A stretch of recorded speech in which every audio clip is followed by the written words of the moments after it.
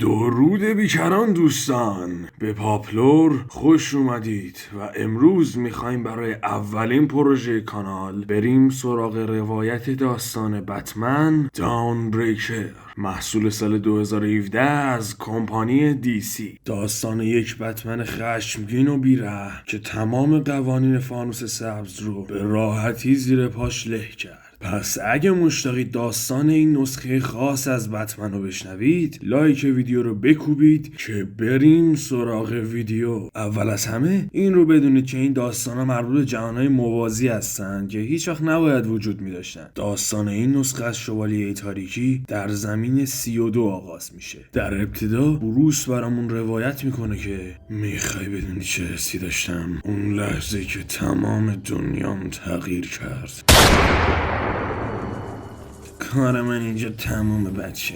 بشین روی زانوات و چشاتو ببند که آسیبی نبینی. اون لحظه که بیدفاع جلوی جنازه پدر و مادرم که فقط داشت خون ازشون میرفت وایساده بودم، خواب راستش یه چیزی حس نکردم، حتی ذره‌ای ترس. بله درست شنیدی، بروس توی این جهان اصلا برای مرگ پدر مادر شیون نکرد و به سرعت به سمت مسیری که دوز از اون رفته بود دوید. همون لحظه حلقه ای که متعلق به سپاه فانوس سبز بود از آسمون پایین اومد و بهش گفت بروس وین، تو قدرت غلبه بر ترس‌های بزرگت رو داری. به سپاه فانوس سبز خوش اومدی. و حلقه به داخل دست بروس رفت. اما بروس میدونست که کاری که اون کرده غلبه به ترسش نبوده، بلکه محو کردن کامل ترسش از تمام وجودش بود. ای حرومزاده، این دیگه چه کفته.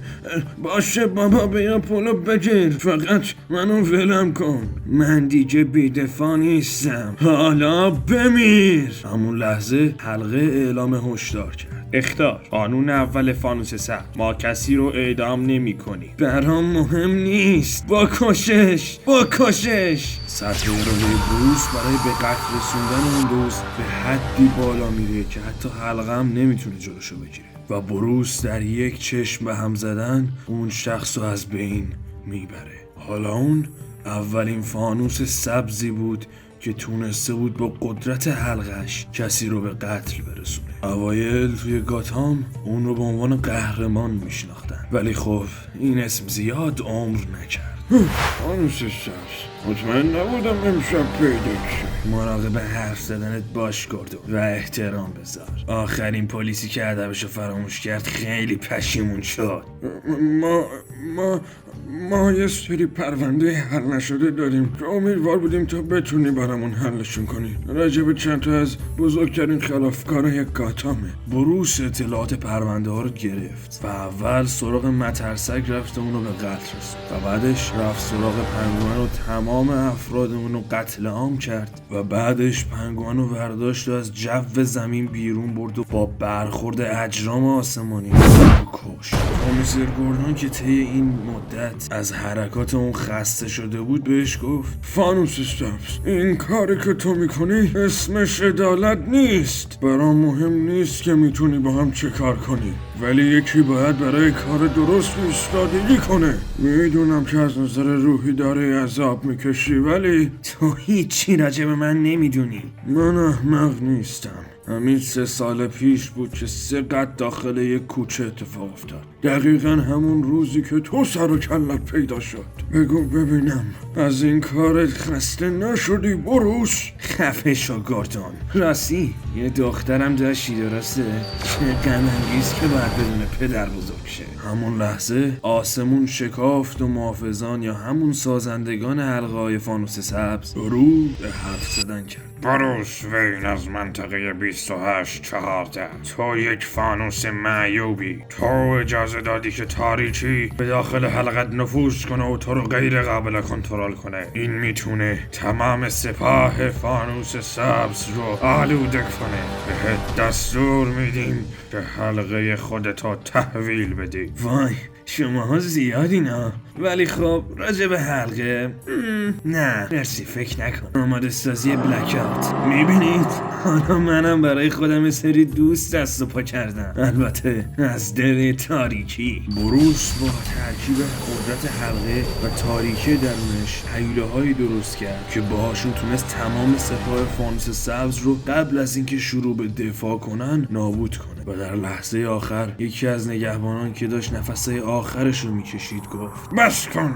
تاریکی همه چیز رو نابود میکنه. اما خب طبق انتظار این حرفم روی بروس هیچ تأثیری نداشت و اون آخرین نگهبان رو هم کشت. میتونید تصورش رو بکنید؟ قدرتمندترین سلاح روی انگشت من بود، اما هنوز احساس میکردم یه چیزی توی من کمه و من هنوز بیدفاعم. انگار نمیتونستم از زیر سایه اون فانوس کوفتی و خونه‌ای که با پدر و مادرم توش بزرگ شدم و خفاشا بیرون بیام. پس من تبدیل شدم به بتمن، نابودگر روشنایی. با نیروی تاریکی من نور رو به خفقان میبرم. هیچ روشنایی نمیتواند از دید من پنهان شود. من سپید دم را تبدیل به نیمه شب میکنم. از قدرت من آگاه باشید، نیروی نابودگر روشنایی. بروس با از بین بردن روشنایی و امید توی دنیای خودش باعث شد که جهان اون به خاطر سیاهی که خود بروس ایجاد کرده بود شروع به فروپاشی کنه. دقیقا مثل نیرویی که داخل بروس بود شروع کرد به بلعیدن تمام نورها، جوری که حتی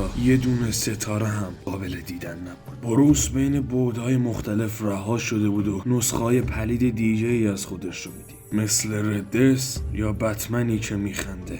ناگهان بروس به زمین شماره 0 پرتاب شد، جایی که فانوس امید و روشنایی برای اولین بار روشن شده. روشنایی. مردم زیادی توی این نور زندگی میکنن. احمقا، وقتش جهانتون یک بار برای همیشه دستخوش تغییر بشه. حلقه، آماده سازی بلک اوت. بدن بروس به دلیل سپری کردن مدت طولانی توی تاریکی مطلق حالا داشت به خاطر حجم زیاد نور میسوخت، دقیقا مثل خوناشام. اما دقیقا قبل از اینکه دوباره نیروی بلک اوت رو آزاد کنه، هال جردن که به عنوان قوی ترین فانوس سبز در جهان شناخته میشه، به جز زمین 32 که همین زمین بروس بوده، از راه میرسه. هیچ کس تابلوها رو توی شهر من خراب نمیکنه. وایسا ببینم، بس من خودتی؟ بروس تعجب کرده بود که چجوری نیروی حلقه دیگر رو حس نکرده یا حتی هیچ ترسی رو نمیتونه از سمت هال تشخیص بده. ببخشید، قبلش باید بهت هشدار میدادم.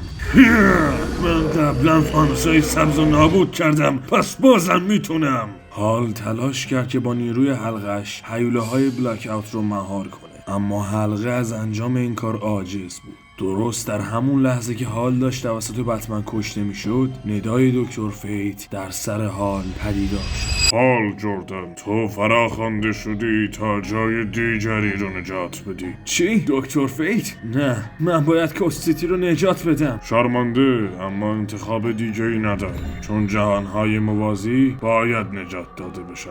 و دکتر فیت هال رو از اون جهان خارج میکنه و بتمن زمین 0 رو هم نابود میکنه. آماده سازی بلک اوت. جهان روشنایی، شهری از جنس امید. حال به هم زنه. بذار بفهمم بیف دفاع بودن چه حسی داره. بذار تاریکی رو حس کنم. بذار بفهمم که دستگاه بودن چه حسی داره. خب دوستان، این بود داستان کمیک بتمن داونبریکر و داستان اینکه چجوری این بتمن بیره متولد شد. امیدوارم که از تماشای این ویدیو لذت کافی رو برده باشید. ادامه داستان این بتمن توی کمیک فیر آف د دارک اتفاق میفته. اگه دوست داری که اون کمیک رو هم براتون روایت کنیم، حتما از ما حمایت کنید که انرژی بگیرید. آرزو میکنم روز خوبی داشته باشید و تا یک ویدیوی دیگه از پاپلور بدرود.